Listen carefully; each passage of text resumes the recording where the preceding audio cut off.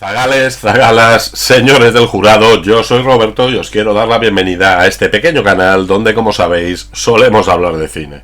Resulta curioso cómo históricamente siempre se ha marcado una gran diferencia entre el cine de Hollywood, un cine con más recursos, con mejores presupuestos y donde están la mayoría de nuestros actores favoritos, y una aspiración para cualquiera que se haya dedicado al séptimo arte. Pero en este cine de Hollywood ha habido siempre un gran número de directores que empezaron haciendo su cine, pequeñas películas con menores presupuestos en Europa, y que posteriormente, debido a su calidad o a sus especiales características, han conseguido dar el salto al otro lado del charco. Resulta inevitable pensar, cuando hablamos de estos directores europeos que han triunfado en Hollywood, nombres como Alfred Hitchcock, Ingmar Bergman, Fellini. En épocas más recientes pues se nos viene a la cabeza, por ejemplo, Christopher Nolan o Denis Villeneuve. Estos autores están ahora mismo realizando todos sus trabajos en Hollywood, y aunque siempre se dice que los europeos tienen una sensibilidad artística diferente a lo que los directores educados en el cine norteamericano nos van a mostrar, es cierto que los trabajos de estos últimos autores apenas se diferencian de los que realizan los directores autóctonos. A mí personalmente, cuando pienso en un director criado en Europa que luego supo aportar una diferencia de estilo y supo aportar algo nuevo al mundo de Hollywood, se me viene casi siempre a la cabeza el nombre de Paul Verhoeven, un director del que hemos hablado ya varias veces en este canal, sobre todo por su aportación a la ciencia ficción. Y es que este director holandés, nacido en 1938, realmente supo llevar a Hollywood cosas que allí no existían y aportar una impronta que difícilmente podrá ser olvidada. Antes de su salto a Hollywood, Verhoeven dirigió varias películas en los Países Bajos que llamaron la atención tanto a nivel nacional como internacional. Es la época de sus películas Delicias turcas o Delicias holandesas, películas satíricas con una alta carga erótica que le posicionaron como un audaz realizador que tenía un estilo muy marcado. La verdad es que yo, cuando pienso en Paul Verhoeven, siempre se me viene a la cabeza su labor como realizador de películas de ciencia ficción, y es que esta trilogía que nos ha brindado con el maravilloso Robocop, Desafío Total y posteriormente Starship Trooper nos mostró una perfecta combinación entre la acción desenfrenada con múltiples elementos tecnológicos y la crítica social más mordaz, sobre todo en el aspecto de los totalitarismos o incluso del futuro de la televisión. El poder de los ciudadanos, personas que crean un futuro mejor. ¿Deseas saber más? Pero lo que realmente resulta curioso de este realizador es que después de estos dos primeros éxitos en Hollywood, metido en el mundo de la ciencia ficción y con una cierta libertad creativa de hacer lo que quisiera, firmó una película que se convirtió inmediatamente en leyenda, una película provocadora, controvertida, que tuvo una gran polémica y que sirvió para convertir a una actriz y a un guionista en estrellas. Y aquí vamos a hablar de esa película hoy, porque ya sabéis, esto es otro rollo.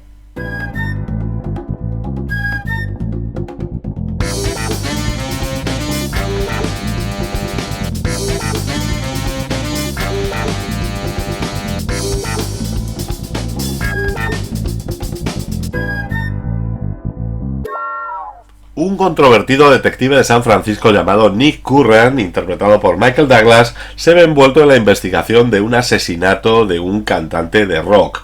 Fue presidente del Consejo del Palacio. Creí que habías dicho que fue una estrella del rock. Era una estrella del rock retirada. Una estrella del rock muy respetable con una gran conciencia cívica. ¿Y qué es eso de ahí? Parece cocaína muy respetable y con gran conciencia cívica. En el centro de esta investigación se va a encontrar la amante de la víctima, una seductora escritora de novelas de suspense llamada Catherine Tramell, interpretada por Sharon Stone. Del Departamento de Policía de San Francisco. Sé quiénes son. ¿Y cómo murió? Fue asesinado. Evidente. Lo que va a comenzar como un caso rutinario de asesinato se va a convertir poco a poco en un juego de seducción, manipulación y traición. Paz deja $5 millones sin herederos directos ni antecedentes criminales. Le gustaban las drogas, las chicas y le gustaba el rock. Y también el alcalde, ¿no? Y es que esta es la trama de la película de 1992 Instinto Básico, de Paul Verhoeven. Tras el éxito de la película Desafío Total, Verhoeven tenía carta blanca para seleccionar el guión que más le llamase la atención, y el que lo hizo fue una historia de Joe Exceras. Verhoeven, que había sido conocido en Europa por haber tenido un estilo provocativo y audaz, vio en el guión una oportunidad para explorar temas controvertidos y desafiar las normas convencionales del cine. Le intrigó la trama, le intrigaron los personajes y sobre todo la posibilidad de crear un thriller que pudiera mantener al espectador en vilo desde el principio hasta el final. La verdad es que mi vida sexual es asquerosa desde que dejé de verte. ¿Sabes una cosa? Me han salido callos. Tras el visto bueno de la productora, comenzó la búsqueda de los actores adecuados para la película, y aunque se barajaron a varios actores de Hollywood para el protagonista, para Nick Curran, donde se probó por ejemplo a Peter Weller, a Richard Gere, a Tom Berenger, a Mel Gibson o a Kevin Costner, sería finalmente Michael Douglas el que convencería al director de su validez para el papel. Señorita Trammell, tendrá que venir a la comisaría a contestar algunas preguntas. ¿Me está deteniendo? Si es así como quiere verlo. Sin embargo, y aunque pudiera parecer que ese número de actores había sido un problema para elegir al protagonista masculino, mucho más complicado fue la selección de la actriz que interpretaría a Catherine Trammell. El estudio le propuso prácticamente a todas las actrices conocidas del momento el poder hacer de la escritora. Entre otras, probaron para el papel Gina Davis, Lena Olin, Ellen Barkin, Melanie Griffith, Greta Scacchi o Kim Basinger. Llegó incluso, y fue quizás la que más cerca estuvo de conseguir el papel, a proponérsele a Michelle Pfeiffer, que llegó a tener incluso entrevistas con el director.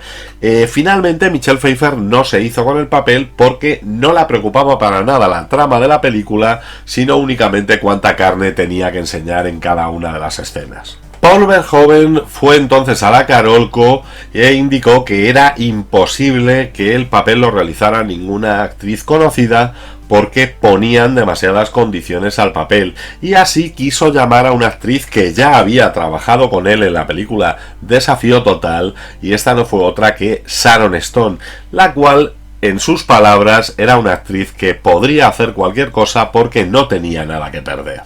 Bueno, es cierto que Sharon Stone también ha declarado que se sintió bastante utilizada durante ese rodaje.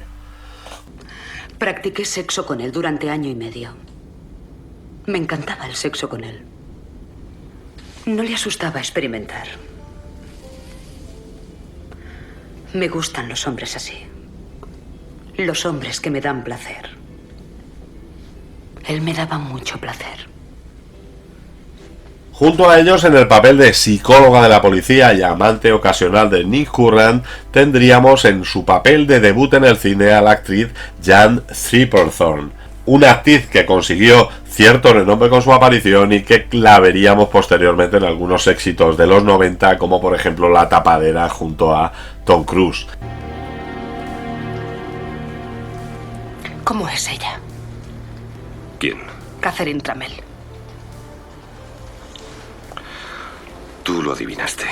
Usó la novela como coartada. Como Roxy, la amante lesbiana de Catherine Trammell, tendríamos a Leilani Sarel, una actriz a la que los más frikis podrán recordar por su aparición en la película Neon Maniacs, pero para la cual, a diferencia de las otras actrices, no supuso una escalera de lanzamiento ni la llevó al estrellato.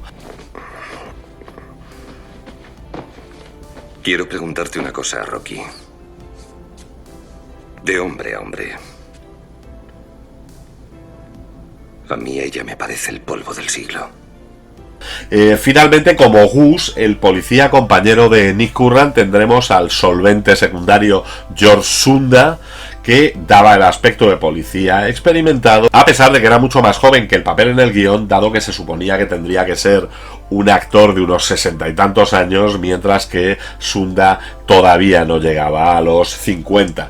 Y bueno, como curiosidad tenemos por ahí también a Wayne Knight, un actor que siempre ha sido un secundario, pero que por algún motivo generacional para unos será siempre Dennis Nedry de Parque Jurásico y para otros Stan Podolak de Space Jam. ¿Mató usted al señor Bass, señorita Trammell? Joe Sterhas cobró un cheque de $3 millones por su guión, el sueldo más alto jamás pagado a un guionista hasta aquel momento, lo cual no estuvo nada mal por únicamente 10 días de trabajo, que fue el tiempo que le había costado escribirlo. El récord hasta ese momento lo tenía Shane Black por El último Boy Scout, que había sido comprado por $1 millón. Sterhas era conocido ya como guionista por guiones para películas como Fist, Flashdance o La caja de música. En realidad, su guión para Instinto Básico se podría decir que no era nada más que una mejora, una adaptación de un guión anterior del año 1985, Al filo de la sospecha. Existen varios puntos en común entre ambas películas. La historia comienza con un brutal asesinato cometido por una persona de alta posición social con un arma blanca a una persona atada a una cama. Se investiga el asesinato, hay una atracción sexual entre el sospechoso y la investigadora, una duda final sobre la culpabilidad, aunque Instinto Básico perfeccionó esta historia mejorándola en varios aspectos. El plano orquestado por Catherine Tramell es mucho más perverso, es mucho más complejo, existe una mayor carga sexual en el film, al igual que mayor suspense, y además el final se hizo de una manera voluntariamente ambigua, sin ser el típico final en el que el malo acaba llevándose su merecido.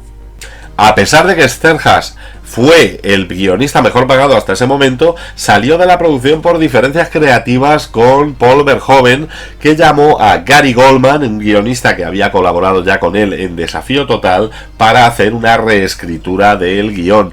La mayor parte de esta reescritura se centraba en que Nick Curran fuera un policía menos autodestructivo. Parece ser que era el propio Michael Douglas quien había pedido que se convirtiera a su personaje en un personaje menos cínico y más amable. Después de 5 meses de reescritura del guión, Verhoeven aceptó el hecho de que el guión original era muchísimo mejor, descartó los cambios y volvió a llamar a Sterhas, con el cual hizo las paces y se reincorporó a la producción, aunque volvieron los problemas con el guionista cuando quiso hacer algunos cambios por protestas de ciertos grupos de gays y lesbianas que estaban haciendo campaña contra la película.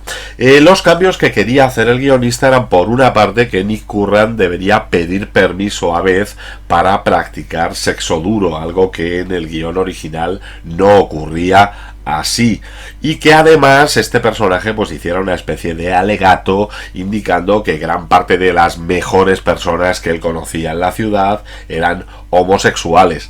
Además, quería que apareciera un mensaje al principio de la película en el cual se dijera que los hechos narrados en la película eran completamente ficticios y que no tenían nada que ver con ninguna persona existente, viva o muerta, en la ciudad de San Francisco. La cuestión es que el director holandés se negó a hacer estos cambios. Dijo que efectivamente el guión original era muy bueno y que si había renunciado a su reescritura era para mantenerlo y no para hacer ahora una versión suavizada del mismo.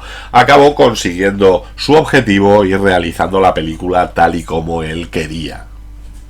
Hay que decir que al guionista, después del estreno de Instinto Básico, no le fue nada mal y se dedicó a escribir guiones más o menos con el mismo patrón, pero que no llegaron a tener la misma calidad que esta película. Así escribió, por ejemplo, Sliver, Acosada, escribió Showgirls y escribió Jade, que si nos fijamos comparten gran parte de puntos con esta película. Durante el rodaje de la película, Queer Nation y Add Up, unos colectivos homosexuales de San Francisco, consiguieron una copia del guión y se sintieron tremendamente ofendidos por la imagen negativa que se daba de las lesbianas. Comenzaron a realizar manifestaciones en los lugares donde se estaba filmando la película, lanzaban bombas de pintura y silbaban mientras estaba rodando para evitar que las tomas fueran válidas. El productor Alan Marshall tuvo que recurrir a los tribunales y solicitar una orden de alejamiento contra los manifestantes que les impedía acercarse a menos de 100 metros de los lugares del rodaje, aunque algunos de estos manifestantes desobedecieron esas órdenes y tuvieron que ser detenidos. Michael Douglas declaró al respecto que uno de los puntos interesantes del guión original radicaba sin duda en el carácter bisexual del personaje de Catherine, pero que la sexualidad no condicionaba la película. Los personajes no eran juzgados porque fueran homosexuales o heterosexuales y se consideraba esto simplemente parte de su forma de ser. entendía que algunos homosexuales se molestaran porque nunca habían sido tratados con realismo en el cine, pero no consideraba en absoluto que la película les agrediera de ninguna manera, no consideraba para nada que la película fuera una película reaccionaria y sobre todo no pensaba en absoluto que se menospreciara a los homosexuales en esta película. Curiosa fue la forma de queja que estos colectivos tomaron tras el estreno de la película, dado que se personaban en los cines donde se proyectaba la película con panfletos en los que ponía "Catherine lo hizo", para poder desvelar el final de la película a todo aquel que iba a verla. Pero la verdad es que esto no tuvo el resultado que esperaban. De hecho, toda esta campaña de desprestigio de Instinto Básico lo único que hizo fue avivar su aura de que era una película polémica, aumentó el interés del público por verla y la convirtió en un éxito comercial. Buenos días. Creo que Roxy no se lo ha tomado muy bien, ¿eh? Me ha visto follar con muchos tíos. Quizá vio algo esta vez que no había visto nunca. Otra de las polémicas del rodaje vino de la mano de Sharon Stone y de la escena quizá más icónica de toda la película, que es la famosa del cruce de piernas en la comisaría, en ese interrogatorio, y que tiene el dudoso honor de encontrarse entre uno de los 10 momentos más pausados de la historia del cine. La actriz declaró que Verhoeven la había engañado para filmar esta escena, dado que según ella el director le dijo que necesitaba que se quitara la ropa interior porque al ser blanca creaba reflejos en la cámara. Ella dijo que de acuerdo mientras que no se la vieran sus genitales, pero finalmente, y como todos sabemos, resultó que sí eran visibles en determinado momento. Cuando la actriz vio la película se enfadó con el director por utilizar estos planos específicos, pero decidieron dejar la película tal como estaba, dado que creía que quedaba perfectamente con su personaje. Verhoeven negó todo esto. Verhoeven dijo que Sharon Stone había sido completamente informada de cómo iba a quedar la imagen, que en todo momento la actriz supo que sus genitales iban a aparecer en pantalla, y teorizó sobre el hecho de que la actriz, sabiendo que el público norteamericano, en gran parte conservador, iba a rechazar esa secuencia, no quiso verse involucrado en una especie de intento de lavar su imagen. También hay que reconocer que su siguiente papel fue la película Sliver, Acosada, de Phyllis Noyce, que también tenía guión de Joe Sterhas y en la que también había una escena bastante polémica en la que tenía cierta importancia la ropa interior de la actriz. Dadas las fuertes escenas de sexo y violencia, la película tuvo bastantes problemas para conseguir la calificación R de la MPAA. Paul Verhoeven se había comprometido con la Carolco a que tendría esta clasificación R y tuvo que ir recortando diferentes escenas para conseguirlo. La película fue enviada hasta en 9 ocasiones distintas a la MPAA para que le dieran el visto bueno. Finalmente, Instinto Básico tuvo 2 versiones, la americana censurada y la europea sin censura, lo que supuso una variación de unos estupendos 42 segundos de una versión a la otra. Estos 42 segundos de grandísimos cambios eran básicamente pues el asesinato de la escena de Johnny Bosch durante la secuencia inicial, un asesinato que era menos fuerte y se eliminaban varios planos cuando le estaba clavando el picahielos. La escena en la que Nick fuerza a Beth para tener sexo fue recortada. En la versión americana la escena termina cuando le quita la ropa y pasa a estar tumbados en el suelo, eliminando toda la parte sexual de la escena. Y bueno, el primer encuentro sexual entre Nick y Catherine, que tiene varios cambios, optando por planos alternativos en los que no se ve realmente las acciones que Nick está realizando, no se ve su cabeza entre las piernas de la escritora, y haciendo que en la versión americana no se viera claramente qué sucedía, mientras en la versión europea sabemos exactamente qué está haciendo Nick en cada momento. Y bueno, separándonos un poco de la parte sexual, la muerte de Gus en el ascensor es mucho menos gráfica, teniendo mucha menos cantidad de sangre. La película fue un gran éxito comercial. Se estrenó en los cines de Estados Unidos y Canadá el 20 de marzo de 1992 y se convirtió en una de las películas con más ingresos de ese año. Debutó con el número 1 en taquilla de Estados Unidos, recaudando 15 millones en su fin de semana de estreno, cayó un poquito en las listas y volvió a posicionarse en el número 1 en la quinta semana, estando 4 semanas más como número 1 en taquilla. En total recaudó 117,7 millones de dólares en Estados Unidos y Canadá. Sumando la recaudación internacional, Instinto Básico recaudó 353 millones de dólares, siendo la cuarta película más taquillera del año 1992. En Italia recaudó 5 millones y medio de dólares en su estreno y estuvo en el número 1 durante 4 semanas, llegando a los 20 millones y siendo la película con más ingresos del año. Fue la película con mayores ingresos de todos los tiempos en España, con 22 millones de dólares. En el Reino Unido estuvo en el número 1 durante 3 semanas. Fue la película con mayores ingresos del año, con 16 millones de libras. También fue número 1 del año en Francia, en Alemania, en Sudáfrica, Islandia, Irlanda y en Australia, donde estuvo en el número 1 durante 3 semanas y fue la segunda película con mayores ingresos del año, llegando a los 14 millones de dólares.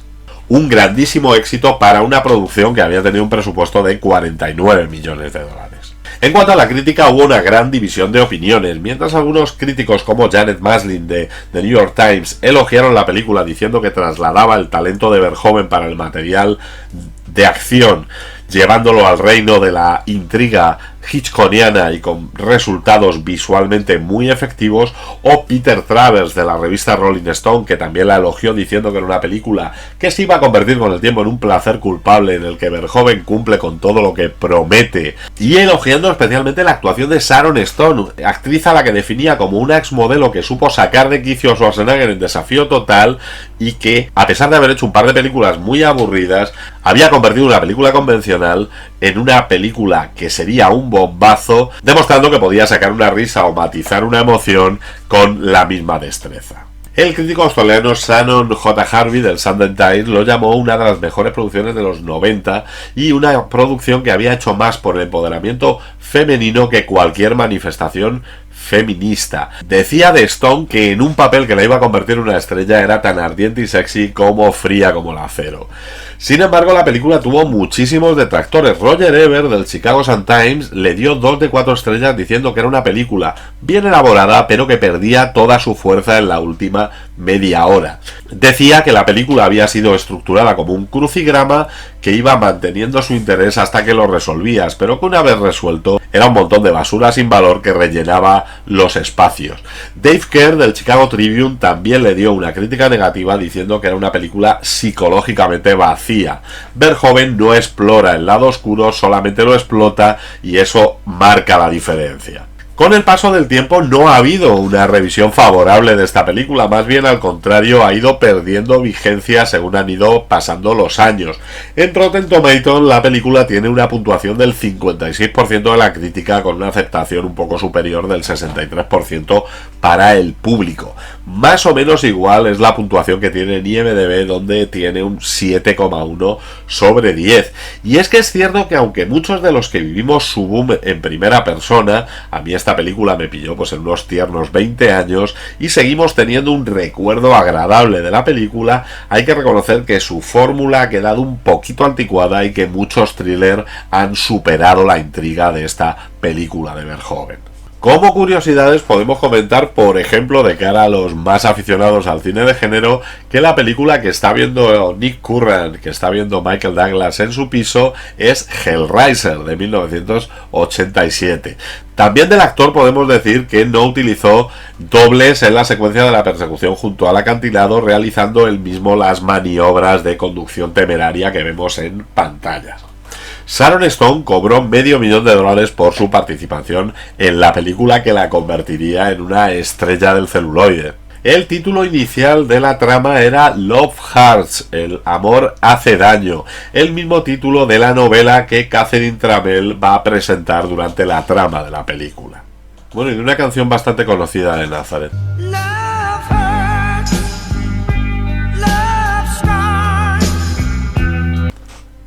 Se habían filmado realmente 2 finales alternativos para la película, uno en el que Nick asesinaba a Catherine y otro en el que Catherine asesinaba a Nick, pero ninguno de ellos fue utilizado. La película tuvo 3 nominaciones a los premios Razzie: a Peor Actor Michael Douglas, Peor Nueva Estrella Sharon Stone y Peor Actriz Secundaria Jan Triplehorn. Curiosamente, ese mismo año también fue nominada a 2 Oscars en las categorías de Mejor Montaje para Frank J. Urioste y Mejor Banda Sonora Original de Jerry Goldsmith. La discoteca de Johnny Bosch fue construida realmente en los estudios de la Warner Bros. Y para aprovechar esta construcción fue utilizada frecuentemente en varias producciones de la época, sobre todo en series de televisión.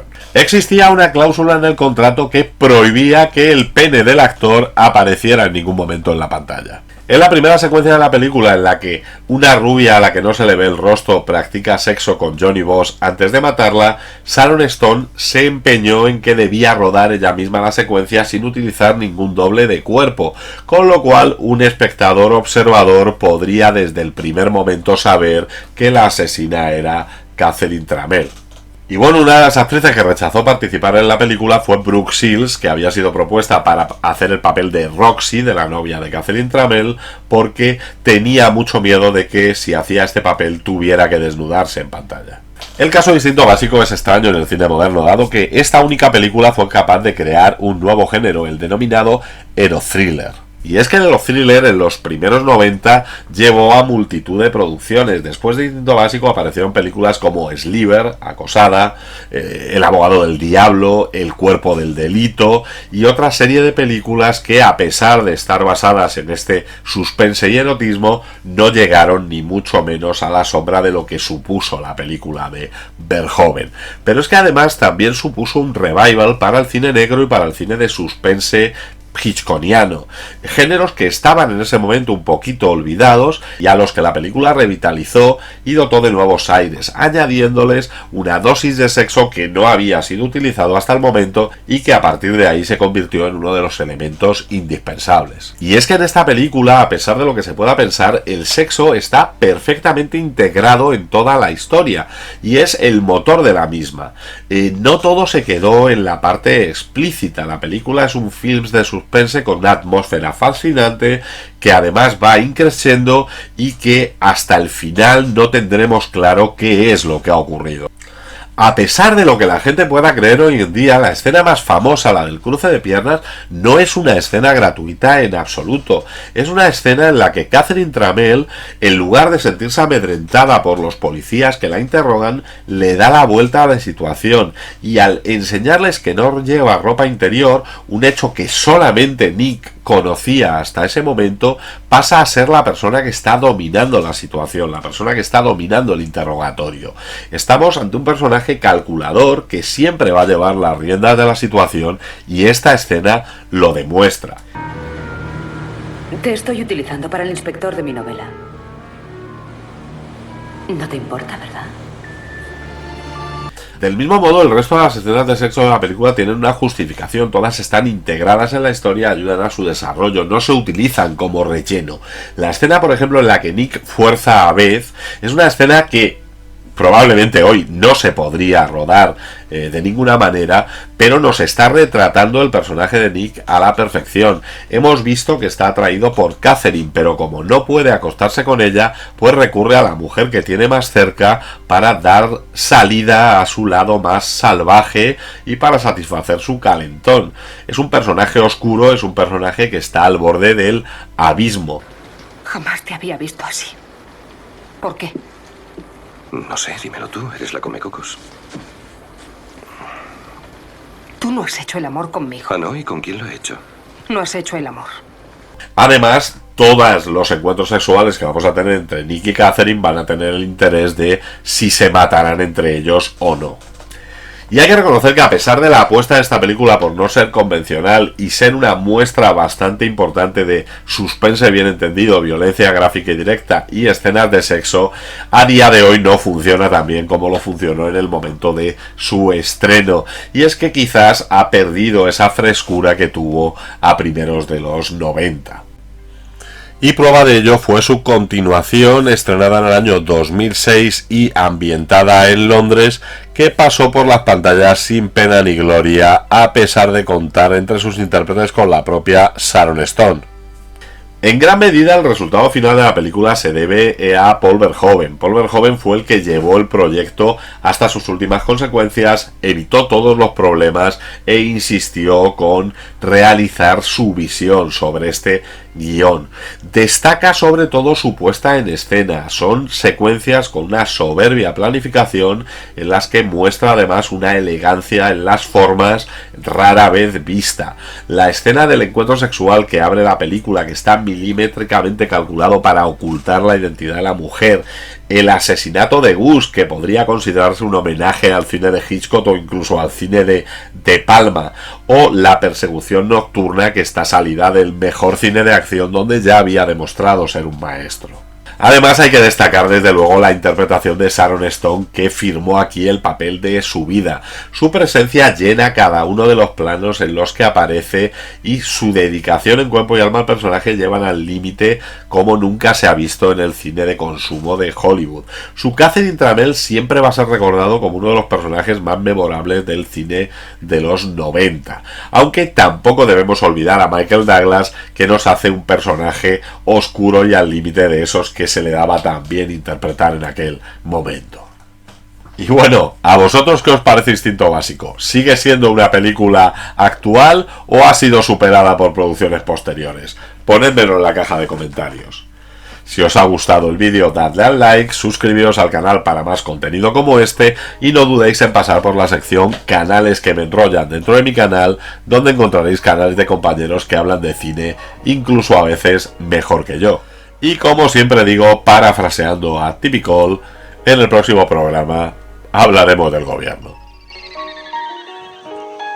Muy bien amigos, se acaba la semana, los domingos por la tarde aquí partimos pana. ¿Te lo has pasado bien? ¿Aún te quedan ganas? Roberto te cuenta más movidas raras. Esto es otro rollo, ahora a la cama, a dormir, a ver cine o haz lo que hagas. Dentro de 7 días otra pasada con más pelis guapas para analizarlas. Esto es otro rollo, verano, invierno. Esto es otro rollo, aquí siempre despierto. Esto es otro rollo, lo estás sintiendo. La semana que viene hablaremos del gobierno.